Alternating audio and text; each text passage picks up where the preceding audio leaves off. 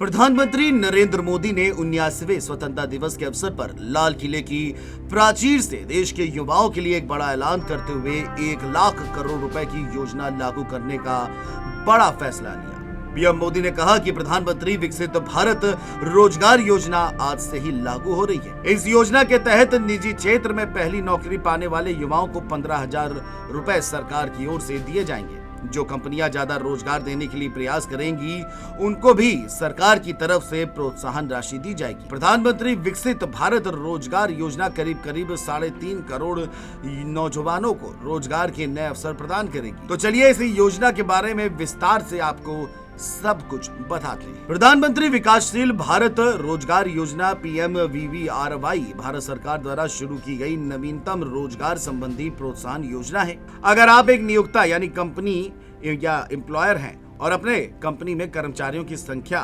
बढ़ाना चाहते हैं या फिर पहली बार नौकरी की तलाश कर रहे हैं तो ये योजना आपके लिए सीधे तौर पर लाभकारी साबित हो सकती है। प्रधानमंत्री विकसित भारत रोजगार योजना 2 भागों में है, जिसमें पहला रोजगार पाने वालों पर केंद्रित होना, दूसरा नियोक्ताओं पर केंद्रित। पहले बात करते हैं कर्मचारियों को लेकर। पहली बार नौकरी करने वाले कर्मचारियों के लिए प्रोत्साहन। EPFO में पहली बार पंजीकृत कर्मचारियों को लक्षित करते हुए इस भाग में 1 महीने का EPF वेतन अधिकतम 15,000 रुपए 2 किस्तों में दिया जाएगा। 1 लाख रुपए तक के वेतन वाले कर्मचारी इसके योजना के पात्र होंगे। पहली किस्त 6 महीने की सेवा के बाद और दूसरी किस्त 12 महीने की सेवा और कर्मचारी द्वारा वित्तीय साक्षरता कार्यक्रम पूरा करने के बाद देनी होगी।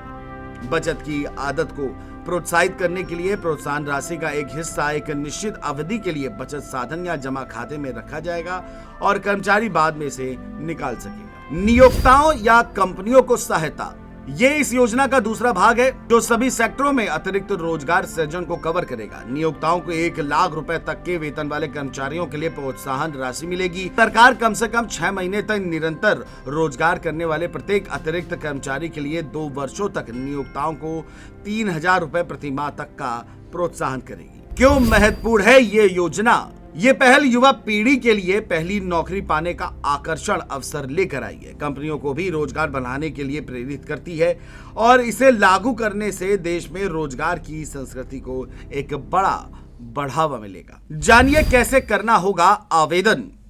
वो कर्मचारी जो पहली बार नौकरी कर रहा है उसे सीधे आवेदन स्वयं नहीं करना होगा। जिस कंपनी में आप ज्वाइन करेंगे वही आपका विवरण इस योजना में भेजेगी। आपका EPFO UAN नंबर और आधार से लिंक बैंक अकाउंट होना जरूरी है।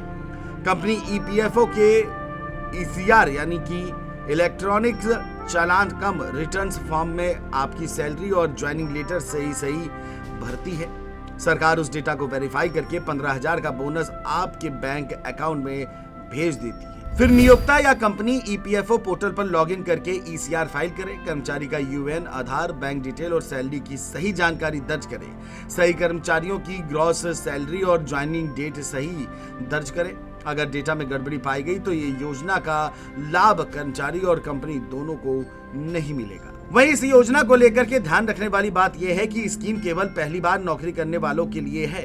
ज्वाइनिंग के समय आपकी उम्र 18 से 60 साल के बीच होनी चाहिए। जिस महीने कंपनी आपको ज्वाइन कराएगी उसी महीने की ECR रिपोर्ट में आपका नाम और डिटेल आना चाहिए। बैंक अकाउंट, आधार और NPCI से लिंक होना चाहिए ताकि बोनस सीधे क्रेडिट हो सके। बहरहाल ये खबर आपको कैसी लगी? Desk report, JMT news.